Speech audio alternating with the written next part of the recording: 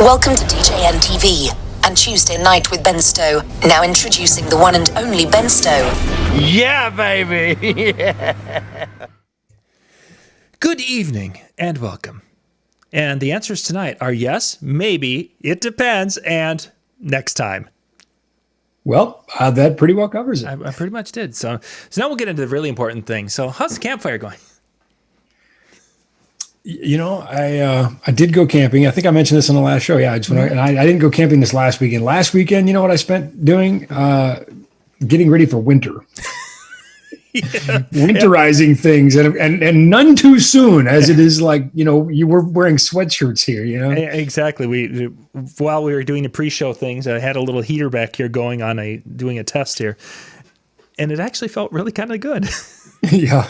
We have absolutely vehemently refused to turn on the furnace. And it's been kind of a challenge to see who's going to break first, you know? Exactly. Well, in our house, we didn't want to turn the furnace on and do that. So we have in the kitchen a little 4-foot baseboard heater, a little electric one that's hooked up to the dual fuel. So in my mind, that's cheaper to run than, say, putting an electric heater like this into the wall. So when the kids come out in the morning, they're like, it's cold. It's like, go sit over there by that. Go over there. You know, it's what we used to do when we were kids. We'd sit on the heat duct. You know, I used to sit on the heat duct and pull a blanket over, you know, because the house was cold all the time. So, yeah. Back when our old house, you know. And you could see cracks around the window. It's like, I don't know how we people survived. How did we survive? Yeah, exactly. Oh my gosh, the 70s, such a dark time. Yeah, it was so long ago. We got a lot of folks with us tonight. Thank you guys for joining us, Jimmy and John. Probably because of Jimmy's graphic. Trevor, Gus. Oh gosh, we've got Bob, David, Howie's with us. Thank you guys for being with. Those are just the ones who've commented in the chat. Get your glasses ready for the It Depends drinking game. There we go. Howie's got that figured out. Man, I'll tell you, I would say, did you see Jimmy's graphic? But obviously you saw Jimmy's graphic. You're the one that posted it. I think that's from Big, right? The movie Big? Yes. This old tower. Yeah. At least he could have made me Tom Hanks. You know, I mean, why got me well, because you can ask. And I think there's one in Atlantic City somewhere, because I've seen it there, and I don't know if I've seen one in Vegas also. But yeah, there's one I saw that in Atlantic City, and it was almost too creepy. Well, are the eyes following me? If you're wanting discounts on gear, then I'll grant your wish. But that's about it. So we got some questions starting to come in there. You guys can put those into the chat. I think all the chats are feeding to us tonight. We just passed 70 people watching, so excellent. Thank you again. This ought to be good. I can't wait to see these questions. Yeah, so that should be fun. Before we get into that, Ben, again, questions, put them in the chat so that way we have a little thing. I want to make reference to, for those of you who follow Ben's Facebook page. You find Ben Stowe, click follow on his page and such. Yes, you could send him a friend request, but there's probably he might be full. So I currently am, but I'll tell you before you finish, go ahead and send me a friend request, because I actually keep track of those. And then as openings occur, people leave Facebook or get kicked off or whatever. Yeah. I don't know. Maybe they just don't like me anymore. They unfriend me. Then I'll add people as I can. So excellent. Feel free to go ahead and send a request. You're going to get a little message from me that says, "I'm sorry, I'm full," but yeah. Anyway. So what I wanted to give you just a couple of minutes to talk about is you put up a great post talking, the deep thoughts with Ben Stowe. You put that up, I think, yesterday. Yeah, yesterday. And I really wanted you to kind of talk a little bit about the difference or your views on having that, that hopeful, that positive attitude, and how that fits into your life. And then the idea of, looking at the positive and the blessings that you have received type of thing, because those are they're tied in, but then they're a little bit different, but yet it's a big part of who you are. Yeah, well, thanks, John. So the post, ironically, was something that was more or less conceived at like 3:00 in the morning. One of those times when I was laying awake, wondering about, the world and whatever. And I was thinking about the fact that I post generally positive things. I post, nice pictures with my kids. I post, fun things. I was thinking about how that frames things in social media. And I was thinking that, really we're always seeing everybody's, best or, carefully curated posts or framed pictures, but that's not really an accurate representation of what life really is. And that's not necessarily a bad thing. So I think it was kind of two parts. One, it was about just being vulnerable and saying to my friends to say, like I said in the post, everything that glitters isn't gold. Mm-hmm. And I do have a pretty charmed life because I've got, a lot of blessings. We all have a lot of blessings. And I think that's kind of the point where I'm going with this. But I choose to focus on those blessings. I choose to say, I want to highlight the positive. I want to highlight the good things in life, not so as to revise history, but rather to try to frame the future, to be, I don't want to say inspirational. I don't think I'm inspirational, but nonetheless, to just bring some positivity, to other people on the news feed to help them focus on their own blessings. And part of that was to be vulnerable in this post to say, hey, just so my life's not all roses either. I think that's what life is, Mm-hmm. And in fact, if we look historically at the human species time on Earth, and we look at something like this, the current pandemic and all the challenges, and certainly there's a lot of challenges right now. We've got, wildfires and the pandemic and no shortage of challenges, racial relations, but I don't think this is an unprecedented time. I think this is actually probably more normal than not. I think if you look over the course of human history, we've had a lot of struggles. Yeah. And yet we tend to, as we well should, focus on the positive, focus on the progress we've made, focus on the blessings we have, because in the end, and make no mistake, there will be an end. Someday the sun will set for you. Hopefully what you have is a recollection of the positive, and that you can look back and say, my life was great, not just good, but great, in spite of, maybe. But also, I'm kind of rambling here, but also, again, to set that for other people to say, hey, remember, we're a blessed people. We're just blessed to be alive, honestly, and we're blessed to have the problems we have. Mm-hmm. So kind of a long and rambling, but again, that's kind of how it went through my mind at 3:00 in the morning. And I think I framed it a little better in the post, but yeah, you did a wonderful job with that. And a post like that, and I've thought things, or wanted to put something like that up at different times, but the focus of a lot of that effort that you put on that post that I don't put up is because those are some of the lessons that I want to teach my children. That we want to be able to share with them that it might be a tough day, but you still have a lot of things to look forward to, and focusing on the positive instead of just dwelling on the negative, understanding that there is negative, so you can put yourself in a position to be successful. But then if there was no negative, would you really appreciate the positive? Yeah, that's the conundrum my children bring up. Well, if it was good all the time, we'd never know what a bad day was, and then you would never know a good day existed. So then it would be just a day. Well, they're not wrong. There is that. I mean, it's you appreciate the daylight because you have night. At the same time, life really is what you make it. It's, it's 95% circumstance, or 95% what you make of the 5% of the circumstance. It's about perspective and the real irony here, and the post has something close to 900 likes and reactions at this point.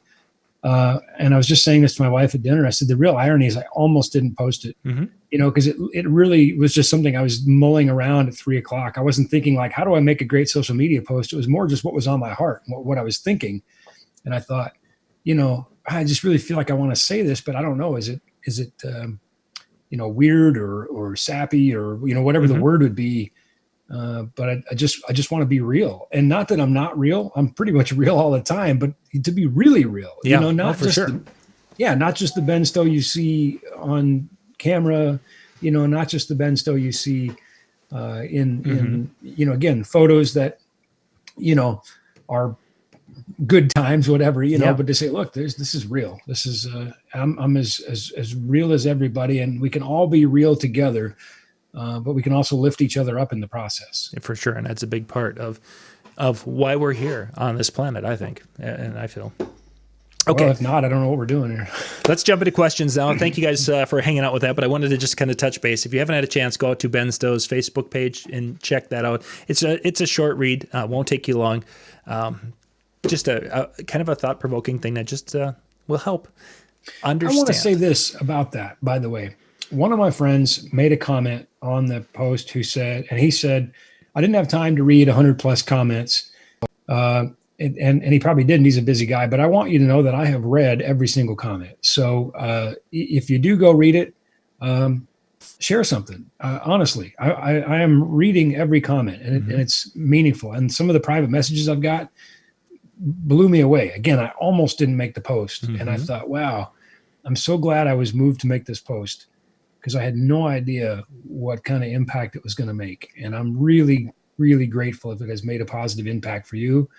And all I ask is, pay it forward. Yep. Let's go do that for somebody else. Right now, there's a lot of people struggling to make sense of the world. We have I would say a fairly toxic election cycle.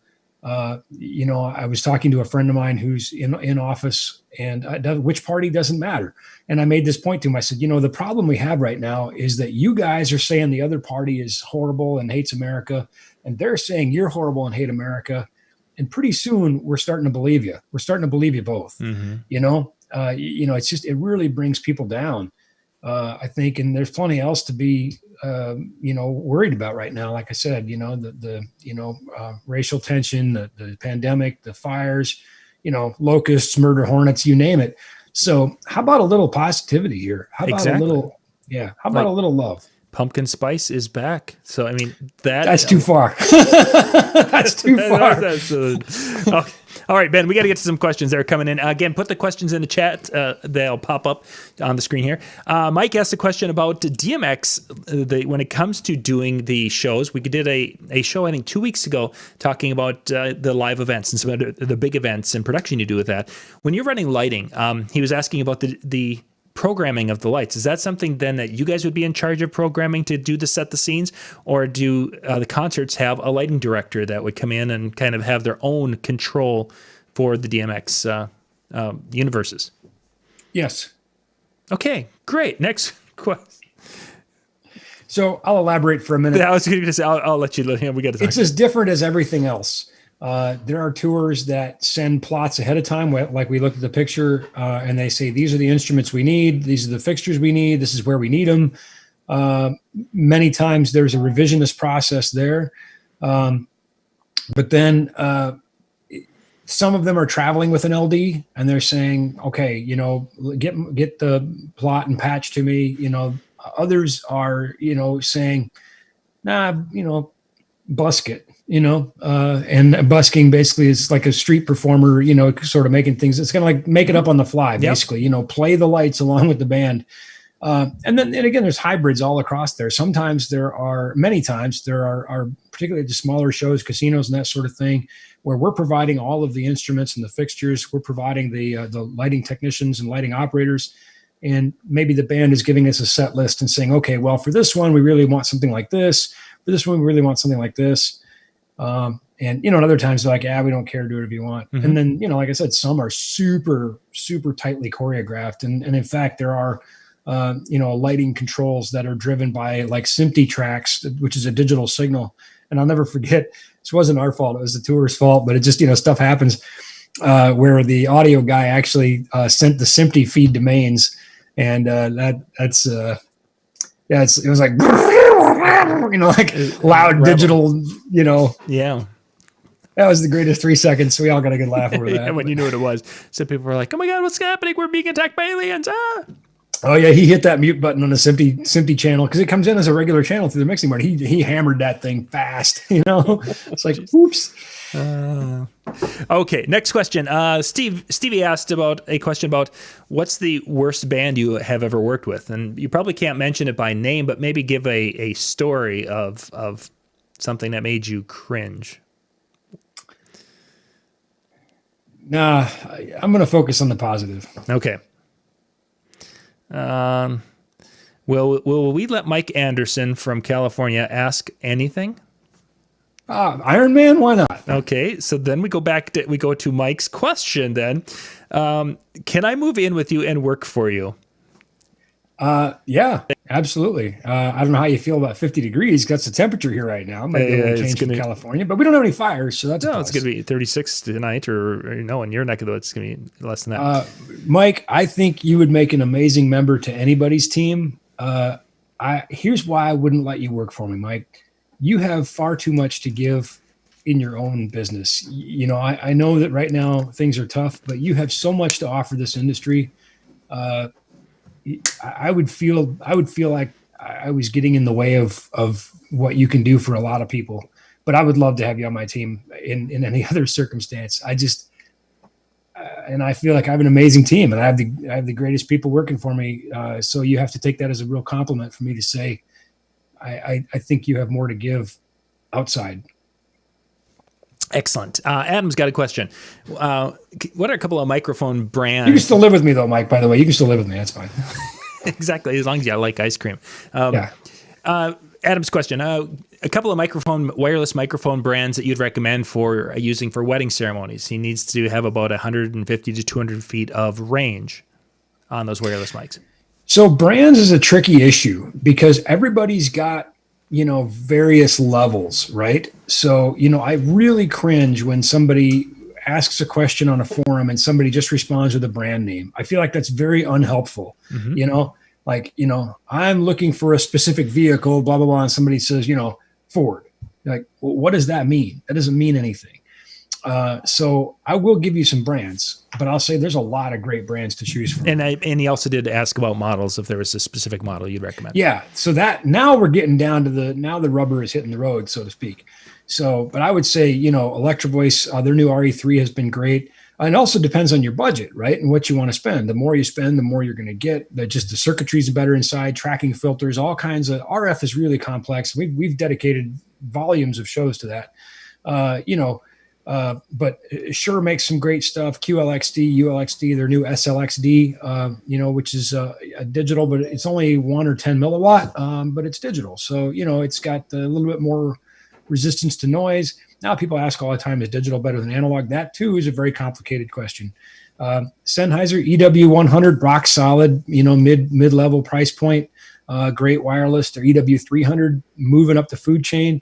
Audio-Technica's 3000 series. I actually have one of these on my desk right now because I've been working on doing some stuff with that. This is their new 3000 series network edition. No, look at that. Ethernet. Yeah, so, we can hook that up to a computer for advanced frequency management, timed walk test, all kinds of cool things.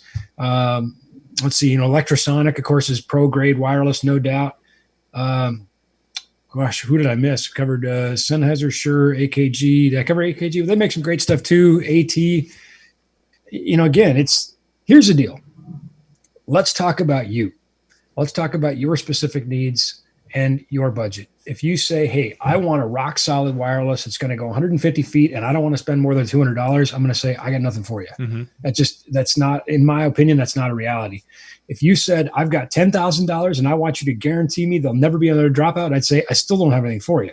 RF is just a messy business. However, having the right tools, and again, there's a lot of good tools from a lot of different brands, but having the right tools and then using them the right way is going to give you the best possible chance of reliable results. We've talked about this on the show many times. I've handled the wireless for the last 8 college football national championship games. I tried to get out of it after year 5. I think I'm out this year finally because there is no championship. So I think this is finally my chance to break free. But, when you have something like 200 channels of wireless in operation at a stadium like that, failure is always an option. And I feel like I got away with it 8 times. We had 8 years with no problems. For me, I'm like, what, 9, 10? What's the magic number? I'm going to call it good and say I did my job. Point is, good tools, good practices, best results. Excellent. Continuing on, again, thank you guys for being with. We've got a great crowd. Comment in the comment area. Put your questions down there. I'm working my way through, and we're back a little ways yet, but we're working our way down. Carlos has got a really interesting question here. If you had to choose a different career that's not connected with anything you're doing currently, what would you have done, or what would you like to have done? Let's hope I don't have to find out.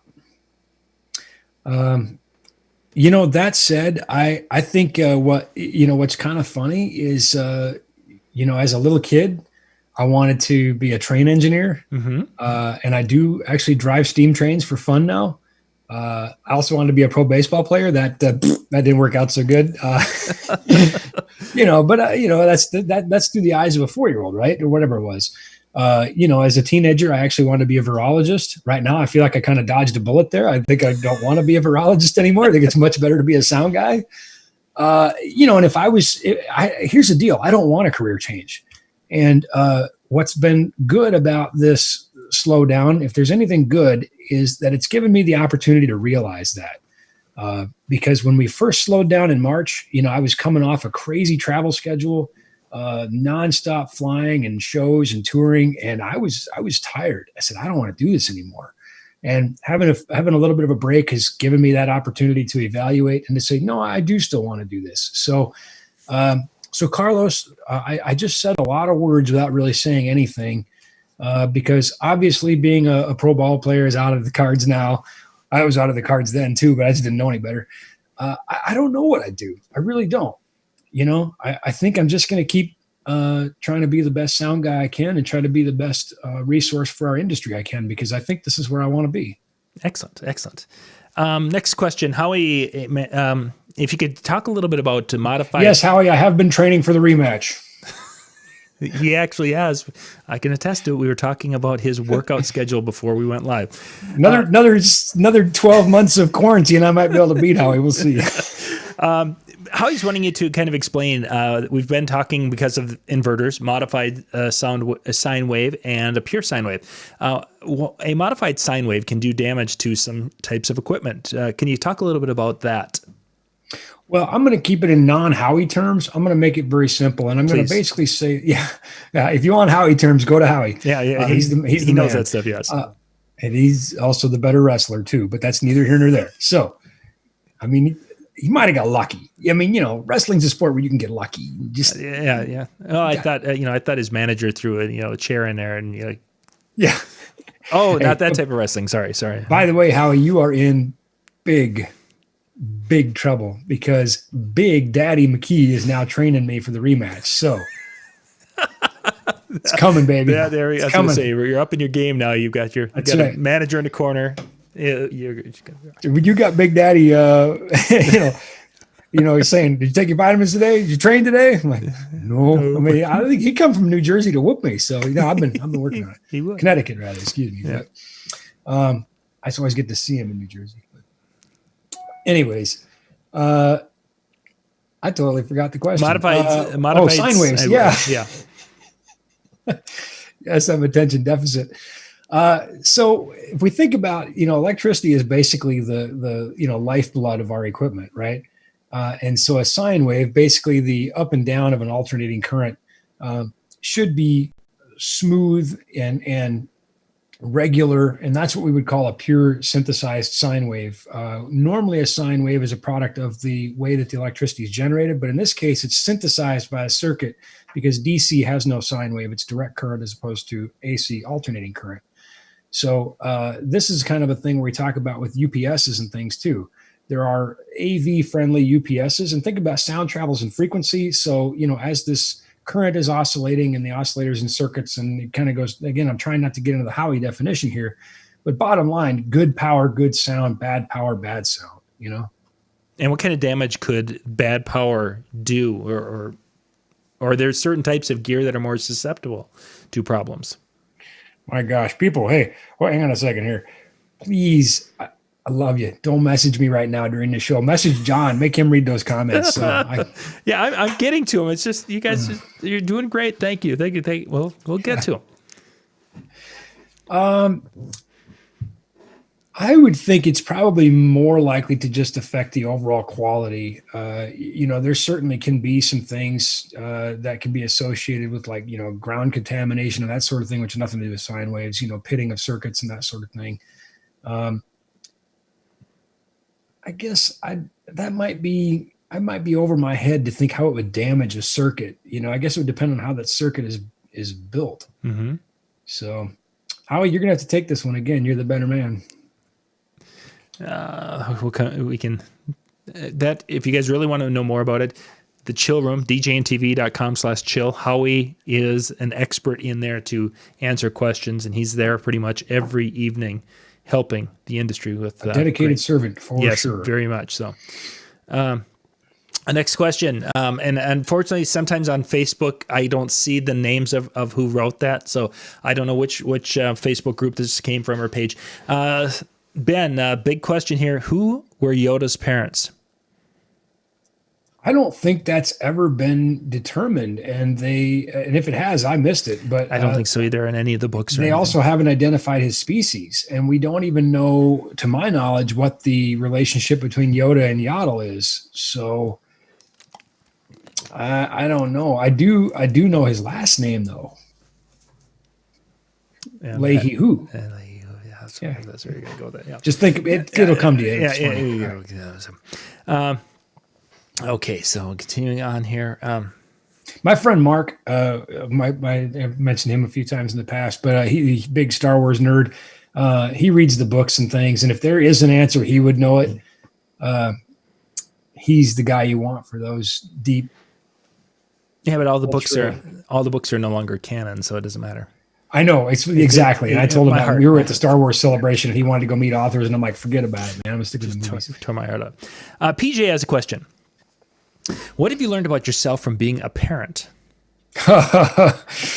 Woo! A lot. I don't even know if we have time for that. So give us a highlight or something maybe that surprised you. I think I'll make this one spiritual. I think I learned that you can be very angry at someone and still love them very much. I think I learned what the value and the meaning of unconditional love is. Sure. I would say that where you almost want to be the person to kill them, but at the same time, you never want anything bad to happen to them because you love them. So no, I think that's it. I think the other thing I've learned is, and my kids, they're we were ironically just talking about this at dinner. My son was like, what's normal? And we were kind of joking, well, not you, but what is normal? And I said, you guys are wonderfully different. You're wonderfully unique. You're wonderfully you. And I think what I've learned about parenting probably could fill volumes of books, what I've learned about myself. But I think what I've yet to learn is what's even more. And one thing I've really think I've begun to learn, my oldest daughter now is, in her 20s and college graduate and, grown up and all that sort of thing. The possibility of grandkids begins to become more and more real, not been discussed to my knowledge, but and I think what I've learned is I'm going to make a pretty awesome grandpa. That's what I think. I think I'm going to be like a great grandpa. I'm going to love that. Yeah, it'd be a fun role. Yeah, that'll be a fun role. Arnold's up next. I have an Easy Wash Hex IRC that has a stripped tightening nut and bolt. Do you have any suggestions of how to deal with that? Replace it. The stripped nut and bolt. Is that something that parts are available? How do they get? Probably. I would have to double check to be sure, but almost every part is available. So I can check. So send me a message, shoot me an email, or contact customer care at nlfxpro.com. And chances are we can get you the parts you need. Excellent. Continuing on, Luca is up next. Luca has a question. Have you considered expanding into Canada since... I love you, Luca. you're like 10 minutes away well, it's a little farther than I love you, Luca. He knows I do. Luca's a dear friend. No, I'd love to, our neighbors to the north, but I'm not ready to tackle all the international tax law things that would encompass. Sorry, man, but yeah. Jesse's up next. Can I consider NLFX an addiction? Because it's just as hard to explain to my wife as any other addiction would be. I think no, because addiction has a negative connotation. More like think of it more like a favorite hobby or a favorite pastime or Yeah. you know. But if it helps you with the wife, sure, why not? Okay. And thank you for being addicted to dental effects. We appreciate you, Jesse. What's great, by the way, is you're saying these first names, and I know who these people are. I think that's You know what? That goes back to the question about what else would I do if I wasn't doing this. I don't know, because so many people out there that have made this such a wonderful experience for me. Now the next question is, who is baby? Who is the baby? The child. The child, yes. The child. Well, we're going to find out maybe in October. I don't know. We had this discussion with my college student that over Halloween that he's going to have to come home so we can watch the first episode together as a family. We know the child is 50. And if we look at the timeline, that puts it really at the end of the prequels, or into the prequels. So pre-episodes 4, 5, 6, just going to have to wait and see. We'll find out. Because I don't know. You know what? I have been in the same room as J.J. Abrams and Kathleen Kennedy and George Lucas, and none of them would tell me. I know, right? It's like they acted like I wasn't even important. Do they know who you are? No, they don't. They don't have a clue. Seriously. It's like we've done 200 shows. They should know by now. You would think. I mean, we've done way more than those 9 movies they did. Whoever's running Disney, get Ron Ruth on the phone. Yeah, whoever's running Disney, pay attention. Trying to make. I don't. Mike mentioned something that I don't see. What if there was a question to that? Rick has a question. What is the biggest arena venue that you have where you have provided sound? Where I provided all of the sound, where I was, Sure. where I have worked, or where I provided all the equipment. I think then where you have done sound. So let's where you have set up your sound system and rock the crowd. Well, the biggest arena I've done with my sound system is about 15,000 seats. The biggest arena that I've worked in is about 100,000. Excellent. My rig is not big enough to do 100,000 seats, nor do I ever want to have that much rig. That's just a whole different. I've worked those shows, and let me tell you, it's impressive. It's incredible to watch that many trucks come in and go out and to see the choreography, but it's just no fun. The biggest arena I've done with my rig is about 12 to 15,000 seats, about 15,000 seats. And then there was a second part of that question was, what's one of the smallest ones that you have set up your system for? 60. Some small one. I did a very small dinner show for an Elvis impersonator who is actually voted the best young Elvis. In fact, Elvis's own original drummer, DJ Fontana, said this is the closest to Elvis you're ever going to get. And I've worked with this guy many times. He's great. He's a Star Wars fan, so enough said, right? But anyway, just the whole band, great people, and they did some dinner shows. And I got to be honest. At first, I was like, wow, really? Was there like 70 people in this room, 100 people in this room, maybe? And I'm like, meh. It was great. He's great with a small crowd. That's probably the smallest. I don't know. Arnold had another question. I didn't bring the line array for that, by the way. I used a smaller rig. Right rig for the gig. We've talked about that. Next one was Arnold. Arnold, just reach out to Ben.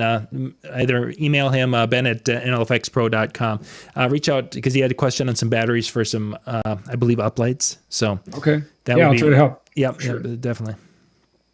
Sennheiser, Yoda, another Yoda question. I don't work for Disney. I think I saw that one earlier and such.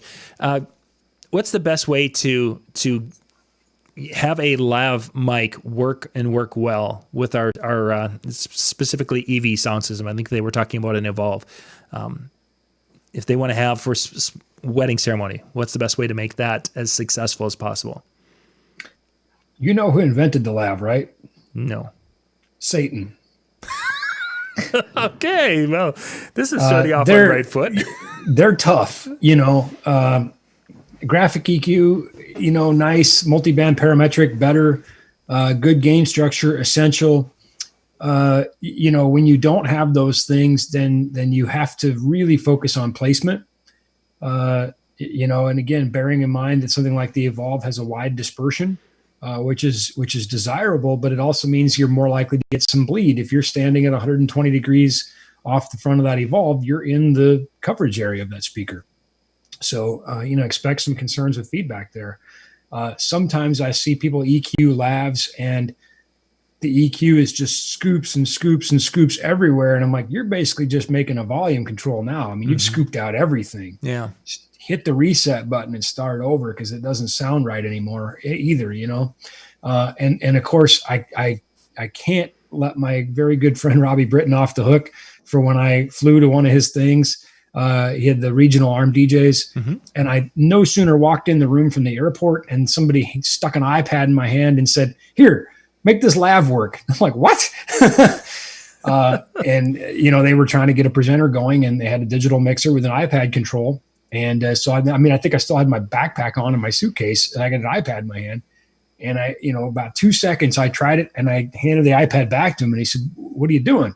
And I said, "I'm going to fix it." And I walked up to the person with the lav and I moved the mic. And I'm like, don't try to fix something electronically that exists acoustically. And in this case, the guy that was working on the iPad probably was pretty capable, but he'd been fighting with it for 30 minutes. And you know what? I would have fought with it for 30 minutes too if I had the desire to do that. I didn't, because I knew the solution wasn't on the iPad. The solution was moving the mic, and we used it the rest of the show. So lav microphones themselves, is there a big difference in quality to go? Because there's a huge price range in those. Absolutely. That's one of those areas that you can get some. I remember when was it Gemini when they first came out with the lav? That was our first ones that came out. It was like $70 when they had the wireless lav, and it's like, woohoo, this is great. VHF, this is going to be awesome. It was horrible. Well, it's just like we talked about with wireless. Good tools and good practices are going to give you the best results, and you can have one or the other with mixed results. But having good tools really helps. Max has a question here. We're on lav mics here.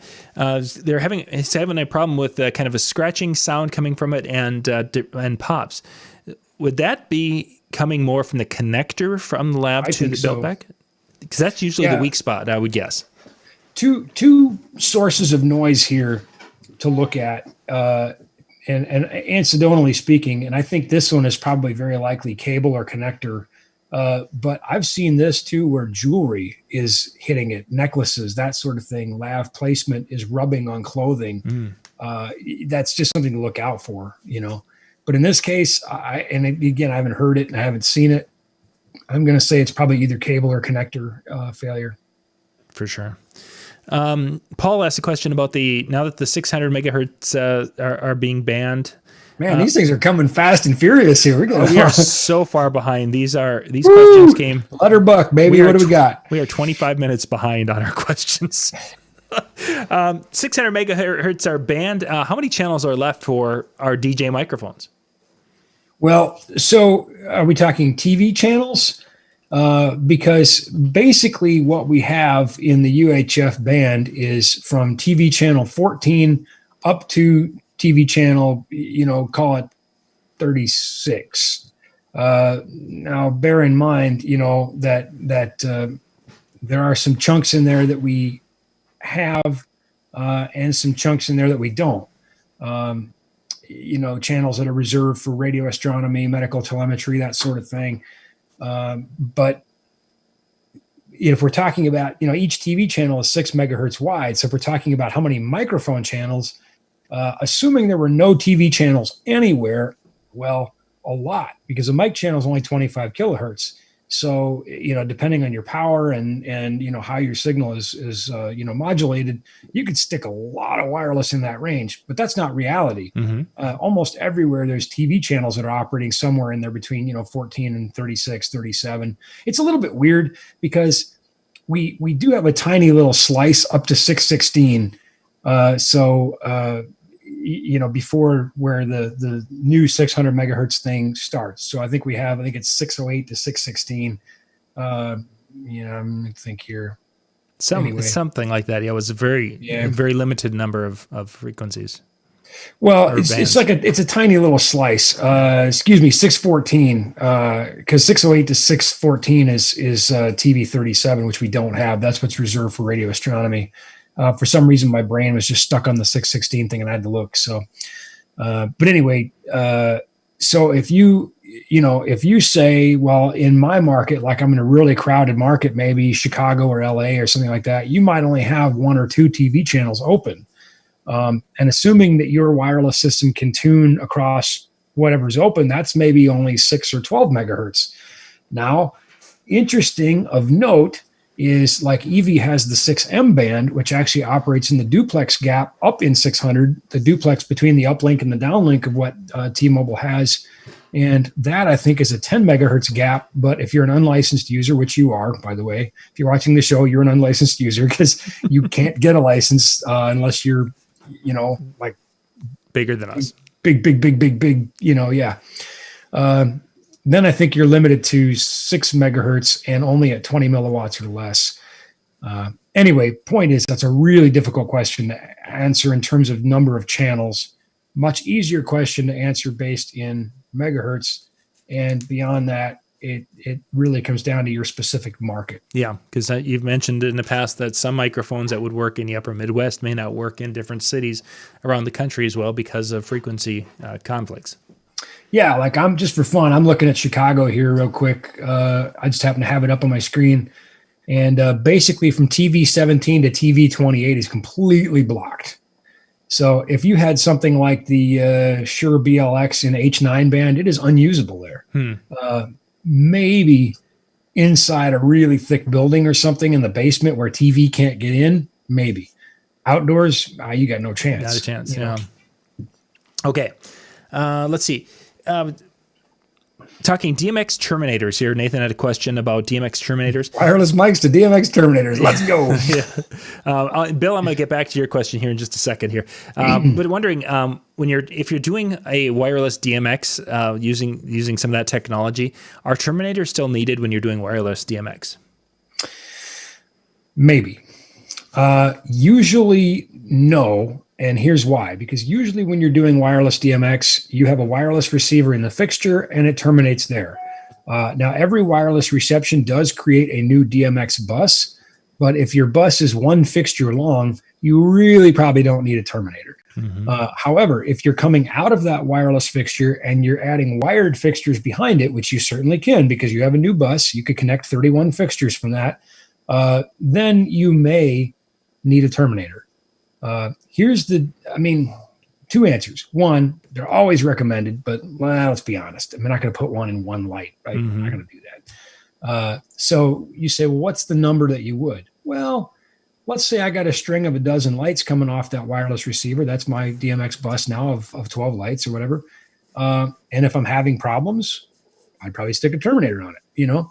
I would first assume that it's, a wireless problem. And if I can rule that out, then it might be a bus problem. So then put a terminator on it. That solves the problem. Okay, move on. Excellent. Bill has a question here. We note that the Millennium Falcon can make the Kessel run in 12 parsecs. How many rolls of NLFX Professional Platinum Series gaff tape would it take to cover a parsec?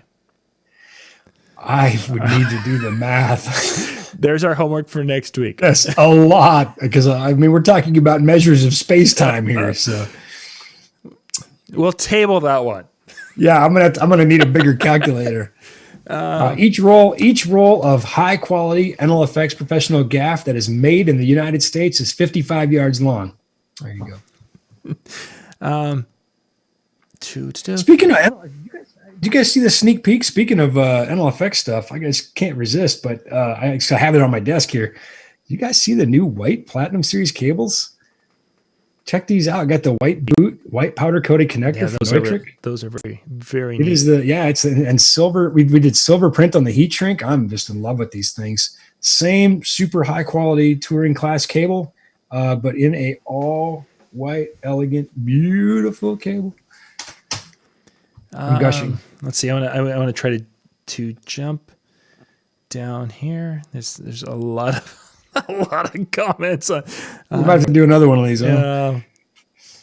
Let's see. Chuck has a question here. What's your Chuck Green is on with us? Nice, my guy, Chuck Green. How are you, buddy? Don't you have your own show? Shouldn't you be doing your own show? What's your go-to karaoke song? Tequila. Every time, baby. If you're gonna make me do karaoke, it's gonna be tequila. But I'll do you know what? Because I can't sing. I'm a terrible singer. But I will do the Pee Wee Herman dance for you, okay? I will rock that. You'll be all over that. Sending a shout out here to Heather and Joe. Thank you guys for watching tonight. Let's see. We got a lot of, and they were talking. You know, Heather and Joe, I love them. Great people. You put me and Heather and Joe, and somebody said, there's two of the nicest people I know. And I'm like, I wonder which two. One of us got voted off the island. I was going to say, which one of those two got voted off the island? Couldn't be me. Yeah, no way. The question has popped up. Pineapple on pizza, yes or no? Absolutely. Okay. All day. You know what? Hate me. I don't care. You know what? I don't care. Canadian bacon and pineapple all day, baby. Yep. Love it. Yep. Trevor has a question. What made you decide to not have your staff working on Black Fridays? I think if you want to be an effective leader, you don't ask people to do things that you would not be willing to do. And it's not that I wouldn't be not be willing to work on Black Friday, but I thought I don't want to do it. It's the day after Thanksgiving. We've got family in town. It's crazy. We just kind of said, pretty soon it's become, Black Week, whatever, all of from like now until Christmas, we said, crazy. Forget about it. Who we are as people and our families and our friends, that's just more important than, trying to do some stupid, crazy, and not that we want to deprive our customers of sales, but we've got a lot of days to do great sales, Let's not do it at the expense of family. For sure. By the way, we do have some great sales right now. If there will be some great things coming up here this fall. That's it, Trevor. And by the way, I think a funny story. I was at a show one time, and I had this young man who had enrolled in an audio engineering course. So he was about to, or maybe he had finished his first year in an audio engineering course in college, and then over the summer he was out doing shows. And feeder cable, those who don't know, is really thick, heavy power cable. Mm-hmm. It's very unpleasant to move. It's really, really unpleasant to move under a stage in the heat because you can't really stand up, and you can't, it's too heavy to really effectively maneuver on your hands and knees. So it's kind of an awkward position to drag that across. We're talking, a cable that weighs hundreds of pounds. 5 of them, by the way, because you have 5 conductors in a 3-phase circuit. And the band made some changes, moved some stuff to stage right. And so this cable now needs to go 60 feet under a stage. Stage is 60 feet wide. And I said to this guy, I said, hey, we need that cable over there, right away, get that happening. And just a matter of process, right? And this young man who had finished his first year of audio engineering school looks at me, he's like, I got to get on my knees again. And I'm like, time out. Hold it. I said, come here. I said, look at my knees. I'm in my 40s and I'm the president of this company, and my knees are stained from the asphalt here. My knees are stained black from the pavement. I've been on my knees all day. Yes, you need to get back on your knees. Who are you and what have you done, that you wouldn't need to be there, because I haven't done it. All right. And, by the way, he's since many years ago now, I guess not many, 4 or 5 years ago, 3, 4 years ago, he's graduated. He now works in Nashville. We're still close friends. I think it's just one of those things where you're like, look, you're not above anything here. Yeah. Yep. No job is beneath you. That's, as the leader and the boss, sometimes that's a huge lesson for the staff or reflection for them to take. So in that same spirit, I said, you know what? I don't want to work on Black Friday, and I'm not going to make anybody else do it either. Mm-hmm. It's a neat time to a lot of communities now are having kickoff events that day. It's really kind of a neat time, and if the weather's nice, campgrounds, state parks are open. We got to keep going. We're gonna wrap up a few more questions that are in the chat, and then we won't be able to take any more. You guys have done there's a lot of them. Stevie asked, "Have you ever considered writing a book?" I have, and I've actually started to. And for whatever reason, they just, one was a contract issue. The publisher and I just kind of the contract fell apart. The deal kind of, changed, sort of like Darth Vader and, the Bespin Cloud City where the deal gets altered. And I'm like, you know what? I think I'm out. So yeah, I've thought about it. I need somebody to kick me swiftly in the pants, I guess, to get one done. I thought, if I had this kind of time at home, I would write a book, but it turns out I was wrong. So actually I've been so busy, it's busier during the pandemic than not traveling, but busier, I think, because it's required a lot of mental agility and flexibility, because there is no routine anymore. So spending a lot of time and energy just trying to figure out, what to do to keep the team intact, how to take care of our customers.